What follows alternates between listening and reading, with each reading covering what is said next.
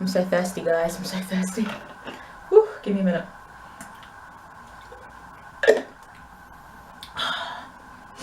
Let's try and do this in one take. Hello.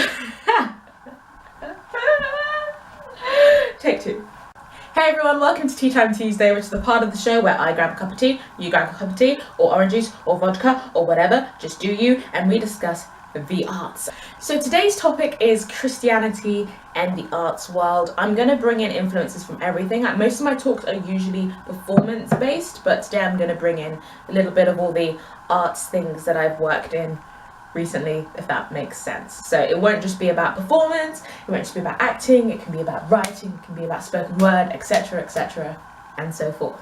I've been thinking a lot about Christianity and acting recently, so this video is long overdue, so let's just get chatting. I want to just preface this by saying this video as a whole will be about faith and arts, but as I am a Christian, I'm literally coming at this from my Christian perspective, so I can't talk for any other religion, basically, or any other faith. So I've had a dilemma with Christianity and acting recently. Before that, I also had a dilemma with it when I was finishing uni, and my reason for that was because I saw like a lot of my Christian friends in general, so after we graduated, I'd be like, oh, what are you doing? I'd be like, oh, I'm doing this missionary work, and I'd be like, oh, that's really cool. And then other like Christian friends would be working within the church, and they'll be doing all this youth work and all this like Christian union work and going off, and then there was me, and I was like, I'm going into performance, and it just felt so weird because it just felt like my vocation didn't have as much depth as theirs was, and I was thinking, oh my gosh, as a Christian, should I be doing something like more? I don't know, there was just this guilt of, should I be doing missionary work? Like what, like, God, is this your calling for me? Because as a Christian, I try and do everything based on what God wants me to do, and I don't always do that. Humans can be very bad with like letting Jesus take the wheel, take it from my hands, but we don't always do that, but we should. I think especially in terms of career, like I try and be like, God, what do you want me to do? What school do you want me to go to? What shows do you want me to do? Blah blah blah. But yeah, again, as I said, I'm not that good with it, because every now and again you're like, oh, I just want that role, and you don't really consider God's role in your life, which is the most important role. I just accidentally make a pun. I'm quite impressed with that. And so I had that kind of guilt thing, and then I was like, you know what, everyone's called to do different things, and I want to do this, blah blah blah. But then I think sometimes with being Christian, you have to really interrogate why you're going into a certain thing. You're going into something for you, or you're going into something for God. And I think this is something which might be difficult to grasp if you're not Christian, or you don't have like a faith or something. The idea that your life isn't really yours to be lived, your life is a gift from God, and therefore what you do with your life is a gift back to God. So contrary to like some people's beliefs of like, you know, I am me and I'm just going to go off and do my thing, it's very much like I am a child of God and I'm going to do God's thing for my life, and it's not about what I want, it's about what God wants. And often those two things do actually collide a lot, because, you know, God knows you, but often these things do not collide at all. It's like, I want to do this, and God's like, you're going to do this, and you're like, no, and then eventually you end up doing it anyway. It's like modern day Jonah, like it just happens like that because Jesus takes the wheel. He takes it from us.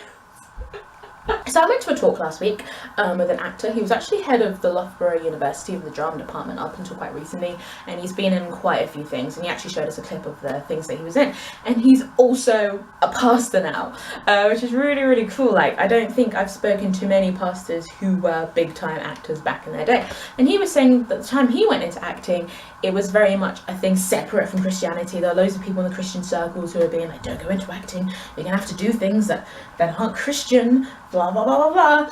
He went into it anyway, and he was talking about the parallels between the Christian faith and theatre, which is really, really cool. So he was talking about things like, you know, when you get to know a script and you have the read through, and then he was talking about rehearsals and the ways that rehearsals can be in parallel with Christian faith. And then he was talking about when you do your performance, you go out, you're off book now, you're going out into this world to tell the story. And similarly in Christian faith, like you're off the script now, not like you're off the script of the Bible, but like you have the knowledge of the Bible, and that's when you're going out and you're living a world. It was actually a really, really interesting topic. And he was saying, interestingly enough, like sometimes when he was in shows and he had some people come to him to watch him from shows, they'd be like, oh my gosh, that's not you just swore in that show, that's not you. And he'd be like, I know, it's not me, it was the character. Like, and that sounds really weird, but I want to like explore that a little further, because that's always kind of been my justification for like having to swear in a scene or do anything in a scene that's remotely something that, you know, the Bible's not really like, go and do that. I've always been like, well, you know, it's not me, it is the character. You know, I'm not standing here saying this is me as a Christian doing this. I'm standing here saying I am telling you a story, and this is how this character behaves in that story. So that has always been kind of my justification. But recently I've been like, is that enough? Is that what, like, how does God take that? Is he kind of like, oh yeah, it's not you? Or is he kind of like, dude, it's still you. Those words are still coming out of your mouth at the end of the day. Like, those actions are still coming from you. And it's really strange to debate, because we know, for example, we have verses in the Bible that, you know, stay away from sexual immorality, like think on things that are pure, that are good, that are just, that are excellent, that are deserving of praise, do not let foul language leave your mouth, these kind of things. And it's just tough. It's really tough, because fair enough, you can say that in the performance you are just telling the story, but what about the rehearsal process? Now, there's loads of things in the rehearsal process that are probably not inherently Christian, like lots of things that maybe Christians have to do to prepare for a role that maybe might not sit morally with you. And I think maybe this might come down to the individual.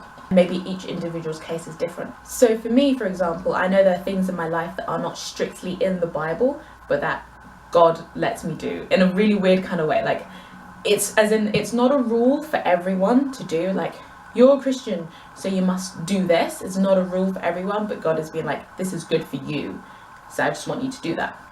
I don't know how to explain it without saying specifically what I'm talking about, but I think we can relate this to things like that people eat, for example, and, you know, there's a verse in the Bible that says, you know, let people eat what they eat, for what they are eating is glorifying God. Just because you don't believe that you can't eat pork doesn't mean that someone else can't eat pork, blah blah blah, and it's down to them and their relationship with God.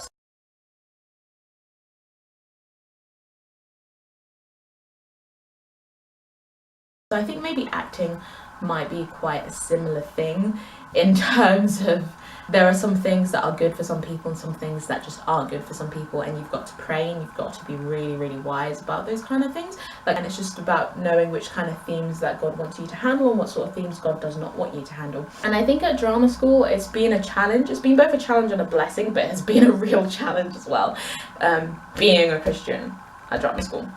I'm not speaking for all drama schools. At my drama school, I just find it quite difficult. I personally haven't come into contact with a really strong Christian society, which is a huge shock for me, because my old uni had like a really huge Christian society and a big church society, and it was quite easy to be in the arts and be Christian, whereas I find at drama school it's like so much harder, and it's just like, it's really tough, like the kind of things that you can and can't do, and just, it's really weird. Like, It's been a tough ride, but I'm finally getting my feet. I don't know what this is. I don't know how this means feet. I don't know. Yeah, it was really cool to see this guy and actually ask him, like, so he said you're cool with swearing, but where does the line draw for you? Let's not lie, he was a TV actor, so I wanted to know about the sex scenes, right? But you know when you're like in a church setting, like fellow Christians, you feel me, and you're like, sex is really important, and I want to discuss it, but like, I don't know how I'm going to feel discussing it with these like middle-aged men, and you're like, like I'm asking about that, but I ain't going to say the word. So I was like, how do you feel about other things that may not be looked upon with respect within the Christian community? And this guy was like, it was so funny, because he clearly knew what I meant, and he just looked at me, and we were at a table with like loads of other like people who are older than me, because he was like, well, I don't have an issue with certain physical things that may happen between man and woman, because, you know, he was like, because it's life, that's life, and I'm telling the story of life, I'm representing a part of life, so I really don't have a problem with that. And I kind of love that, and I think, again, that's been my justification, because this is the thing, in my personal opinion, sex is the most beautiful thing that God has given us, other than his son Jesus. I need to cut that out. Right, rephrase. Sex is one of the most beautiful things that God has given human beings, just for human beings in their very human, physical, carnal essence to enjoy. I think that's just out there. Like, do you know what I mean? It's just one of those things that he's just been like, go and enjoy it. Just enjoy it. Do you know what I mean? And obviously, like, as a Christian, there are certain boundaries around that. Like, you know, the Bible says, like, don't have sex before marriage, etc. Stay away from sexual morality, but do not commit adultery, etc. and all these things. But I think in general, like, sex is a gift, just a gift from God. Because if you think about it, he could have made us to reproduce without the sex part. Like, he can do anything. He could have made us reproduce, and sex could have just been like just a thing that happened. Do you know what I mean? Like, it wasn't like a pleasurable thing, but it was. So anyway, so that's my opinion. So for me, for the church to not talk about sex or to deal with sex or anything that comes around sex is just, I just personally think it's ridiculous. So, like, for example, I wrote a novel in which there were 2 sex scenes. And now this is where I want to break it down between the purposeful things that God wants us to do and the non-purposeful things, maybe. So there were 2. Now, the first one I will forever stand by because I think it's important, and again, I think to skirt around the topic of sex as a Christian, I really don't think that's helpful at all, as with a lot of topics. Like, we are in the world, we are not of the world, but we are in the world as Christians, and we can't just be like, what? That just doesn't exist. In terms of the story, a lot of things that happen in the rest of the story wouldn't have happened without that scene, and so therefore I felt like it was justified. And like, I'm not doing this for just me. Like, I prayed and things, and if at any point in time I feel like God is going to tell me to get rid of that scene, I will get rid of that scene, because this isn't my book, this is his book. Like, I think that's art just has to be for God as a Christian. Like, it's different for someone who's not a Christian, but like for you, I think your impetus for creating art has to be God. Your impetus for anything has to be God. So there was another scene in this that it was a good scene and it made sense for the characters and it was nice and I personally liked it, but then I reread it and I was like, you know what, the story can exist, the story can function without this scene. And to be honest, I don't really know what kind of message as a Christian author that this is giving to other Christians. It doesn't really align with my beliefs. It doesn't align with God. And I was just like, no. So I cut it. And like, I think sacrifices just have to be made like that, because if you're living your life for God, every single part of your life comes to God, including your art. So I know like that first scene is going to be controversial for people, but again, I think sometimes it comes down to your own relationship with Christ. And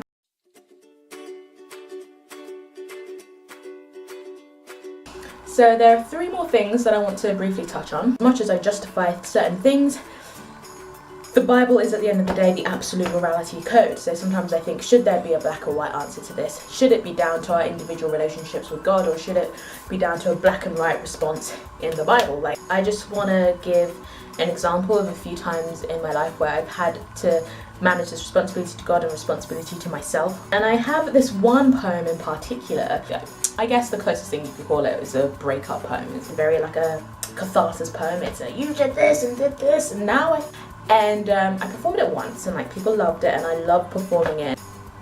I was like, this just doesn't feel very godly to me. Like, this is quite vindictive, it's not nice. It's just not, it's not forgiving, okay? God is all about forgiveness. I was like, your nature as a Christian is to forgive. I had to refrain from doing that because I don't think that glorifies God in any single way. So I think responsibility to others. Now, as Christians, we can go into exclusively Christian art. This happens when you get Christian rock bands, Christian metal bands, gospel choirs, you know, heavily Christian books. You get shows like VeggieTales, which is the best show ever, and I'm bam, do it.